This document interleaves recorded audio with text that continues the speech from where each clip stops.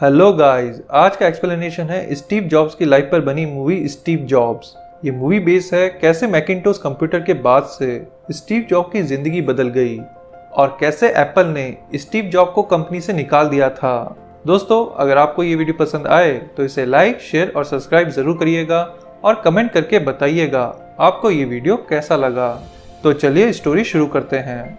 Movie की starting होती है आर्थर सी क्लार्क के 1974 के वीडियो से, जहां वो बता रहे हैं कि कैसे आने वाले टाइम में कंप्यूटर हर घर में होंगे, क्योंकि 1974 में कंप्यूटर की साइज बड़े कमरों जितनी होती थी। वो बताते हैं फ्यूचर में आप अपने कंप्यूटर से दूसरे कंप्यूटर को कनेक्ट कर सकेंगे।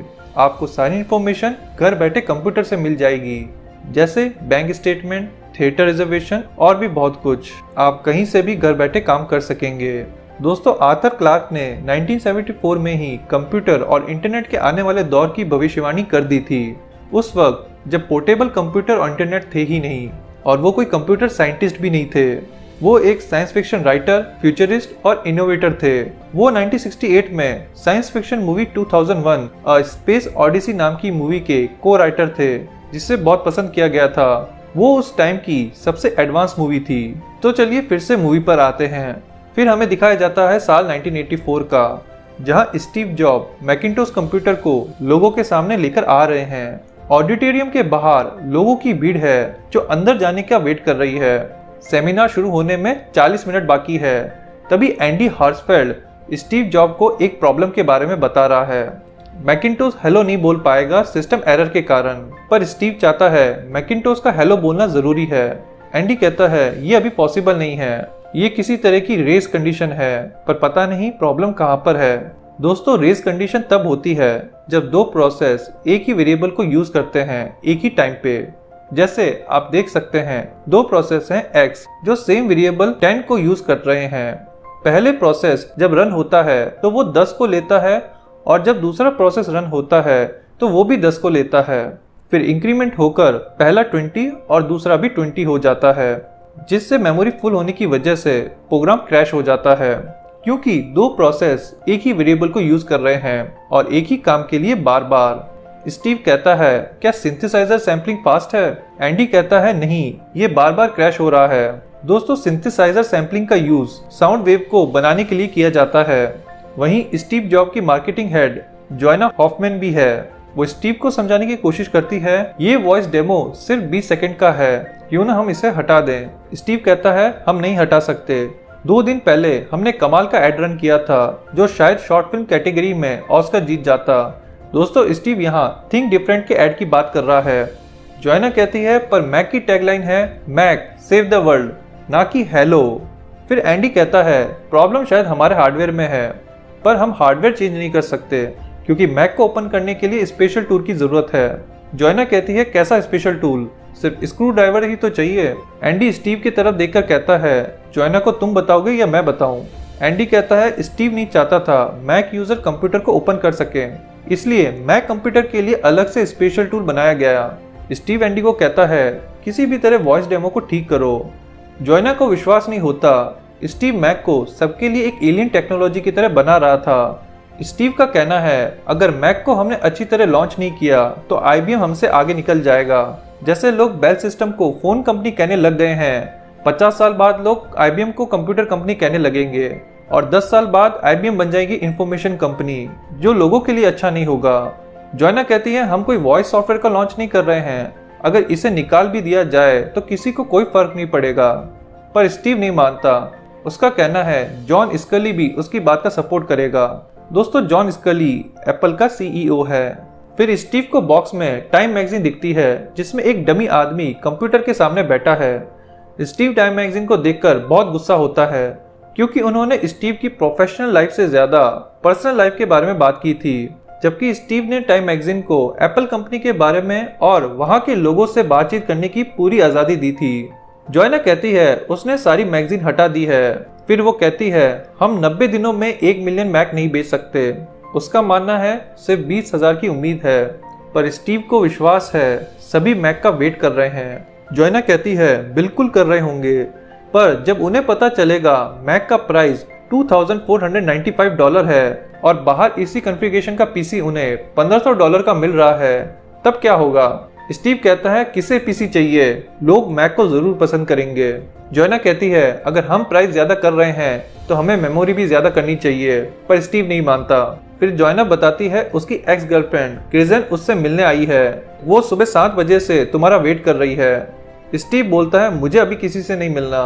जोएना बोलती है बाहर 355 न्यूज़पेपर और मैगजीन वाले हैं, अगर क्रिजन ने बाहर जाकर हंगामा कर दिया तो मैक बर्बाद हो जाएगा। इसलिए स्टीव क्रिजन से मिलने के लिए राजी हो जाता है। क्रिजन अपनी बेटी लीसा के साथ अंदर आती है। दोस्तों, लीसा स्टीव और क्रिजन की बेटी है, पर स्टीव लीजा को अपनी बेटी नहीं मानता। लीजा जोएना को कहती है मेरे पापा ने मेरे नाम पर कंप्यूटर का नाम रखा है लीसा। स्टीव कहता है लीसा तुम्हें पता है संयोग किसे कहते हैं? जब तुम किसी से मिलो और उसका भी नाम लीसा हो। लीसा का मतलब है लोकल इंटीग्रेटेड सिस्टम आर्किटेक्चर। ये बस संयोग है कि तुम्हारा भी नाम लीसा है। लीसा कहती है तो क्या मेरे नाम पर कंप्यूटर का नाम नहीं रखा गया था? स्टीव कहता है बिल्कुल नहीं, ये बस एक संयोग है। ये सुनकर जोएना बहुत गुस्सा होती है और वो लीसा को वहां से ले जाती है।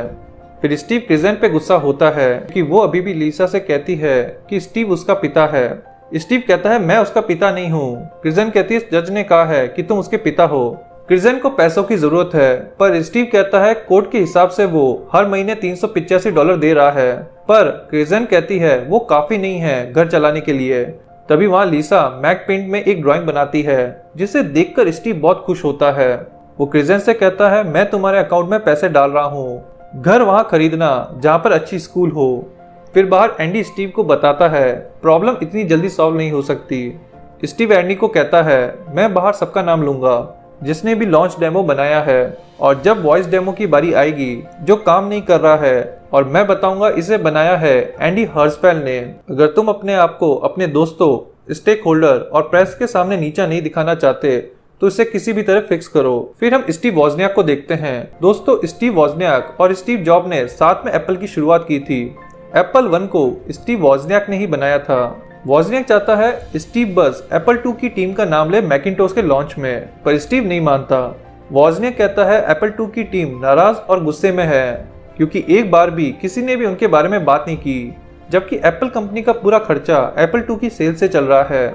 स्टीव का मानना है उसने वॉजनियाक को पूरी फ्रीडम दी है एप्पल 2 के लिए, पर अभी भी वो एप्पल 2 की बात कर रहा है। वॉजनियाक कहता है क्या तुम्हें लगता है एप्पल 2 की सक्सेस का कारण तुम्हारा स्लॉट कम करना था?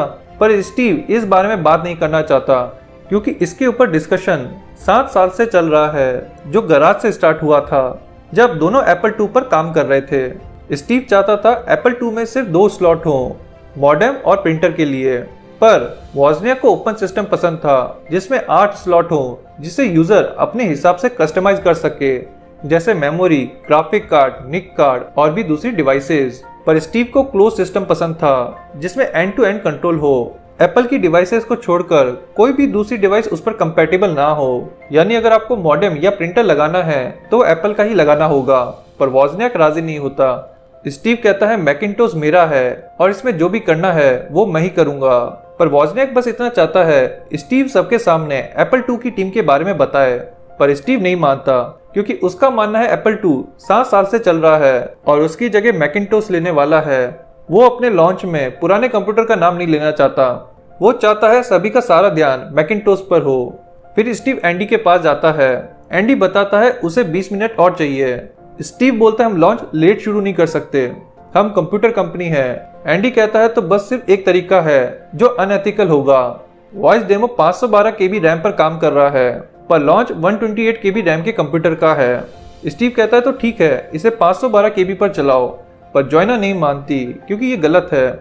उसे समझ में नहीं आता आखिर स्टीव के लिए कंप्यूटर का हेलो बोलना इतना जरूरी क्यों है। स्टीव कहता है हॉलीवुड ने कंप्यूटर को डरावना बना दिया है और हमने मैकिन्टोश को बहुत फ्रेंडली बनाया है, और अगर ये हेलो बोलता है तो लोग कंप्यूटर से दोस्ती करना चाहेंगे। वैसे भी 512 को 1 साल में मार्केट कर दिया जाएगा। ये सब सुनकर जोएना स्टीव की बात मान जाती है। फिर जॉन स्कली स्टीव से मिलने आता है।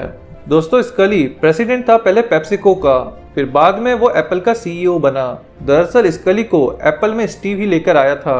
स्टीव को एप्पल के बोर्ड ऑफ डायरेक्टर से प्रॉब्लम है क्योंकि वो वैसा नहीं सोचते जैसे स्टीव सोचता है, पर उसे ऐसा लगता है स्कली उसकी तरह सोचता है, इसलिए वो उस पर भरोसा भी करता है और स्कली भी यही कहता है उसे स्टीव पर भरोसा है। फिर मैकिन्टोश का कमर्शियल रिलीज होता है जिसे ऑडियंस बहुत पसंद करती है।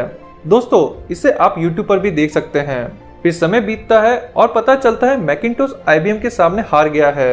ये अनुमान लगाया जा रहा था 3 महीने में मैकिन्टोश की बिक्री 1 मिलियन होगी, पर एप्पल सिर्फ 35,000 मशीन ही बेच पाया है। इसका कारण बताया जा रहा था स्टीव का end to end control Macintosh पर, जिससे मैकिन्टोश को दूसरे हार्डवेयर या सॉफ्टवेयर से कनेक्ट नहीं कर सकते थे, जो लोगों को पसंद नहीं आ रहा था क्योंकि उस वक्त IBM उन्हें ये फैसिलिटी दे रहा था। एप्पल की इस बड़ी नाकामयाबी की वजह से 2 फैक्ट्रियां बंद हो गई और वॉल स्ट्रीट पे भी एप्पल का बुरा हाल था। इसलिए एप्पल के बोर्ड ऑफ डायरेक्टर्स ने स्टीव को कंपनी से निकाल दिया।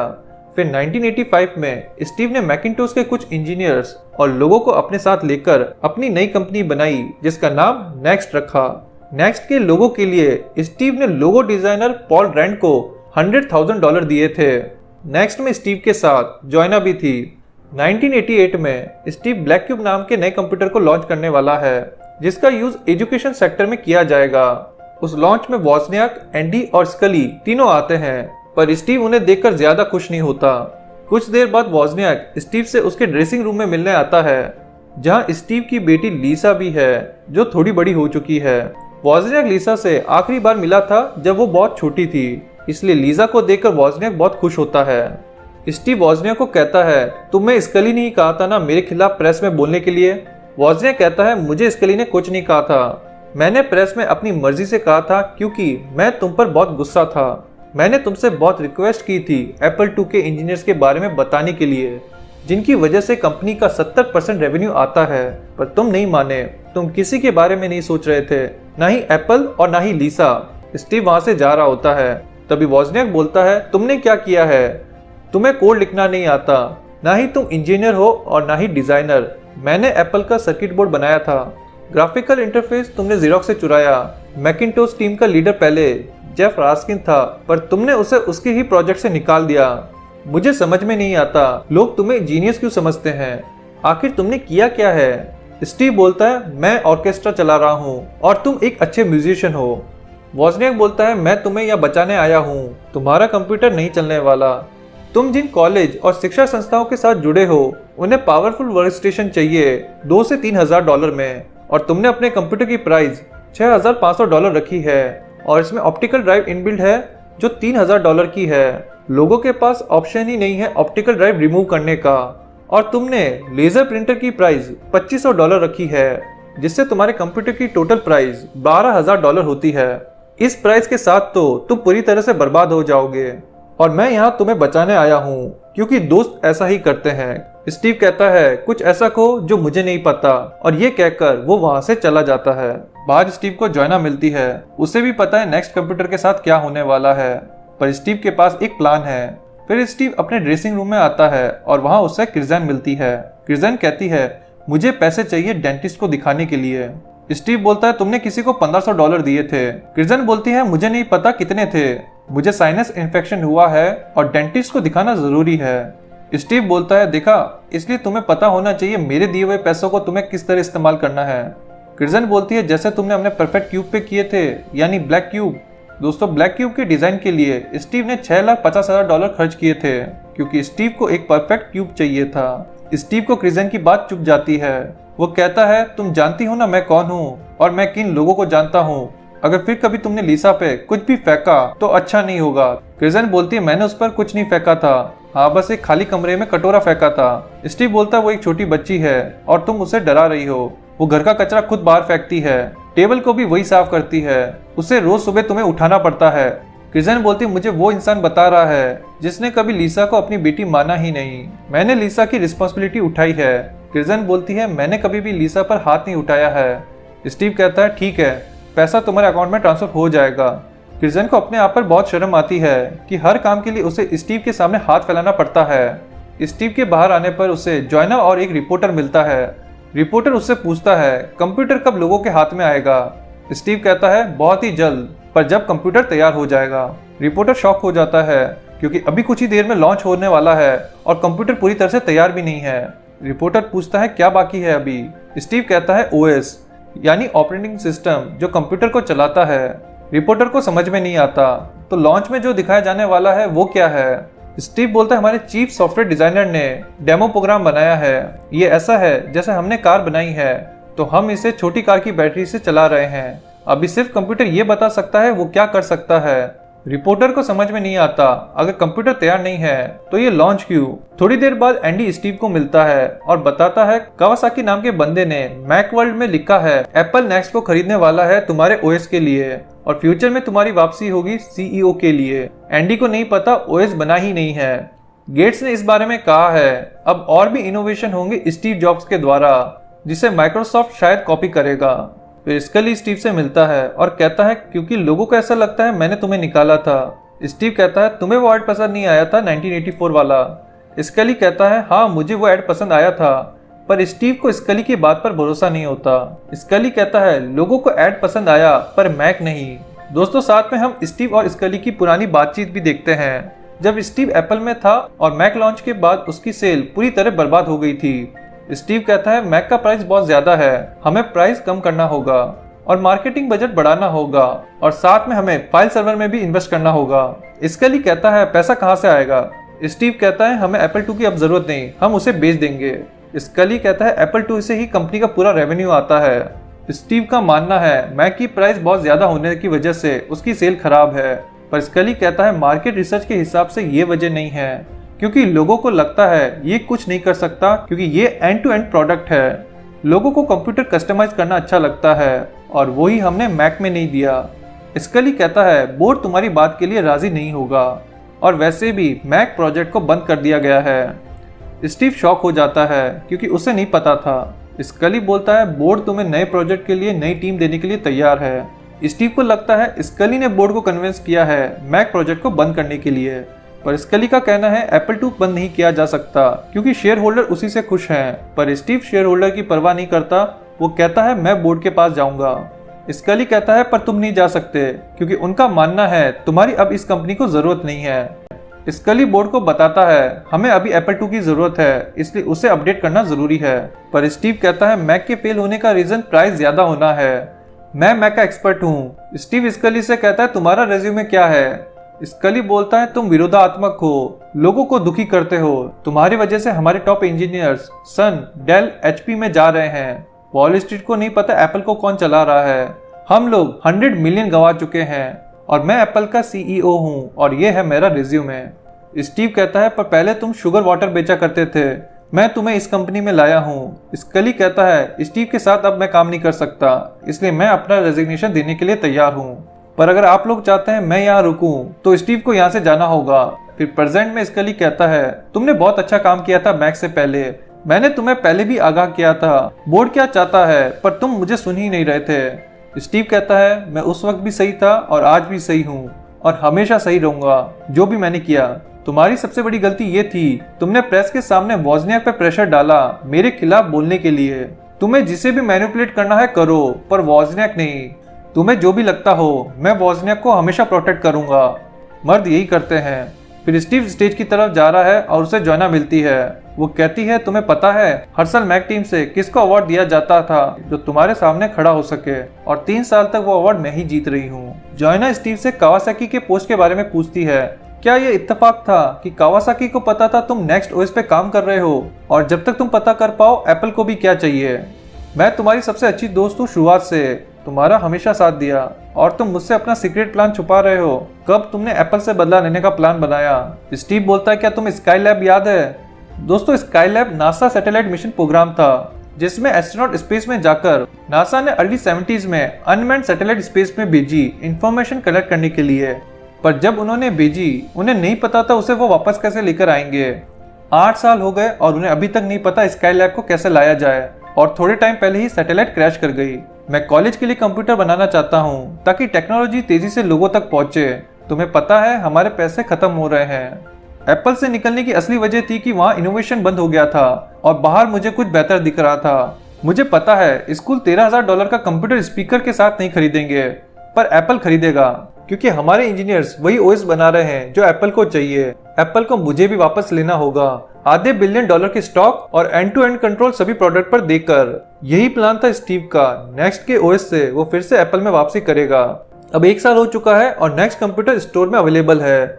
हाई कॉस्ट के कारण वो बिक नहीं रहा। नेक्स्ट ने अपनी एक फैक्ट्री बेच दी और आधे एम्प्लॉय को भी निकाल दिया है। इस दौर में एप्पल की हालत खराब हो चुकी है।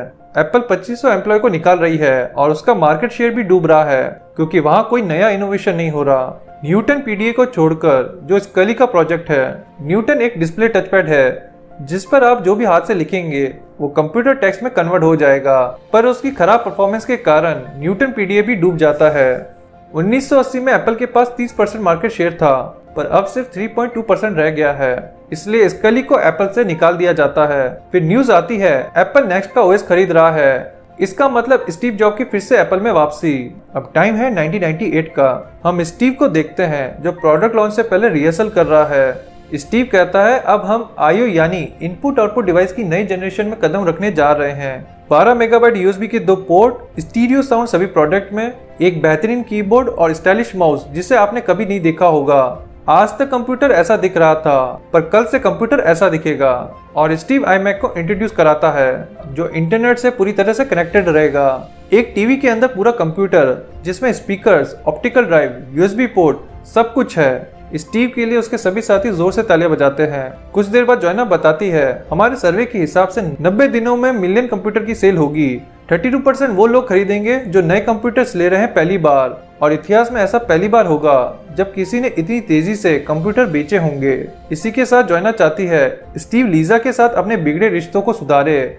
स्टीव का कहना है क्रिस्टन ने अपना घर बेच दिया और लीसा ने उसे रोका भी नहीं। जोएना कहती है कैसे 19 साल की लड़की अपने माँ को रोकती घर बेचने से, पर स्टीव अभी भी अपनी बात पर अड़ा है। जोएना चाहती है स्टीव लीजा के साथ अपने रिश्तों को सुधारे। अगर वो ऐसा नहीं करता तो वो ये कंपनी छोड़कर चली जाएगी।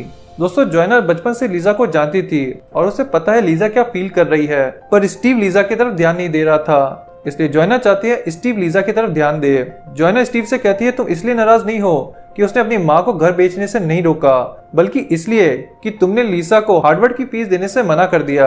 स्टीव कहता तुमसे ये किसने कहा? जोएना बताती है एंडी ने मुझे कहा, उसने लीसा के लिए हार्वर्ड की फीस भरी थी। जोएना जानना चाहती है आखिर स्टीव ने लीसा की फीस क्यों नहीं भरी।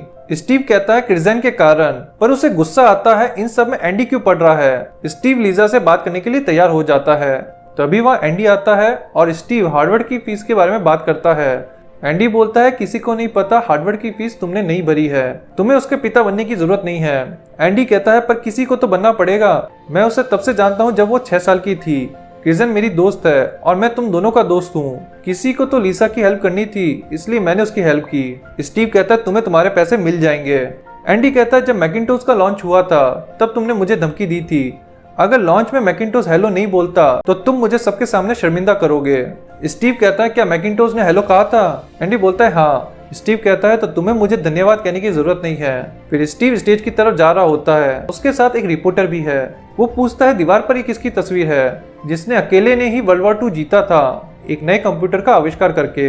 दोस्तों, एलन ट्यूरिंग ने किस तरह से नए कंप्यूटर का आविष्कार करके वर्ल्ड वॉर 2 को जीत में बदला, उसका एक्सप्लेनेशन आप देख सकते हैं, लिंक डिस्क्रिप्शन में है। अभी लॉन्च शुरू होने में 10 मिनट है। फिर स्टीव स्टेज पर आता है और वहाँ वॉजनियाक फिर से वही बात करता है जो उसने मैकिन्टोश के लॉन्च पे की थी, एप्पल 2 टीम के बारे में सबको बताने की। पर स्टीव अभी भी वहीं अड़ा है, वो एप्पल 2 टीम के बारे में कोई बात नहीं करेगा। स्टीव कहता है मैंने एप्पल 2 को प्रोडक्शन इसलिए बंद किया क्योंकि वो अब बिक नहीं रहा था। पर वॉजनियाक का कहना है सिर्फ उन लोगों का नाम लो जिन्होंने एप्पल 2 को स्टार्ट किया था, पर स्टीव नहीं मानता। वॉजनियाक कहता है वो लोग डिजर्व करते हैं। स्टीव कहता है वो बी प्लेयर्स हैं और बी प्लेयर्स हमेशा ए प्लेयर्स को नीचे की तरफ खींचते हैं।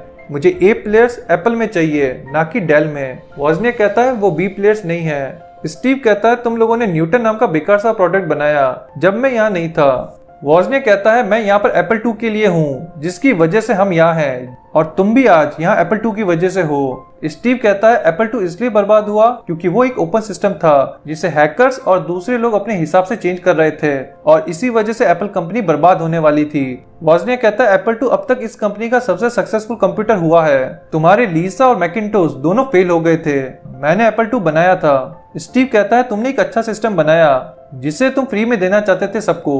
तो तुम मुझे मत बताओ तुमने कैसे एप्पल कंपनी बनाई, तुम्हारी वजह से ये कंपनी बिजनेस से बाहर होने वाली थी। वॉजनियाक बोलता है, पहले मुझसे लोग पूछते थे मुझ में और तुम में क्या फर्क है, तब मैं कहता था स्टीव हमेशा बड़ा सोचता है और मुझे कंप्यूटर बनाना पसंद है, पर अब मैं तुम्हारे बारे में कुछ अच्छा नहीं कह सकता। और ये कहकर वॉजनियाक चला जाता है।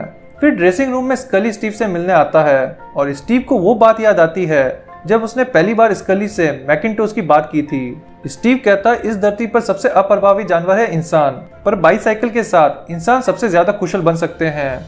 एक फ्रेंडली इजी कंप्यूटर भले ही दिखने में अच्छा नहीं लगता, पर जब आप अपनी डेस्क पर कंप्यूटर के साथ बैठते हो जहाँ पर लैंप की रोशनी आ रही है, वही सही कंप्यूटर आपके दिमाग के लिए बाईसाइकिल का काम करेगा। और अगर वो कंप्यूटर किसी सही हाथों में हो तो पूरी दुनिया के लिए अच्छा होगा। स्कली बोलता है, क्या तुम्हारे पास ऐसा कंप्यूटर है? स्टीव बोलता है, हाँ, और उसका नाम है मैकिन्टोश। और वो स्कली को एप्पल ज्वाइन करने के लिए कहता है और स्कली मान जाता है। फिर प्रेजेंट डे में स्टीव स्कली को बोलता है, तुम्हें वॉजनियाक का इस्तेमाल नहीं करना चाहिए था मुझे निकालने के लिए। स्कली कहता है, वॉजनियाक के कारण तुम नहीं निकाले गए थे, मैंने तुम्हें निकाला था। फिर स्टीव बाहर जाता है और लीसा से मिलता है। वो उससे बताता है, मैं तुम्हारी ट्यूशन फीस देना चाहता था पर तुम्हारी माँ के कारण नहीं दे पा रहा था। लीसा बोलती उन्हें साइनस इन्फेक्शन है इसलिए उन्हें पैसों की जरूरत है। लीसा स्टीव से नाराज है क्योंकि स्टीव ने कभी भी अपनी फैमिली के बारे में नहीं सोचा।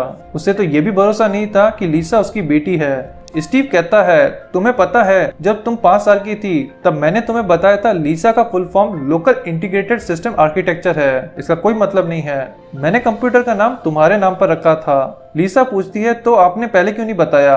स्टीव कहता है, पता नहीं। लीसा कहती है, आप कहते हैं आप मेरे पिता नहीं हैं। स्टीव कहता है, मुझ में बहुत कमियां हैं। और वो लीसा को वो ड्राइंग देता है जो लीसा ने पहली बार मैकिन्टोश पर बनाई थी, क्योंकि लीसा ही वो पहली यूजर थी जिसे मैक चाहिए था और बिना किसी के हेल्प के उसने मैक पेंट में ड्राइंग बनाई थी।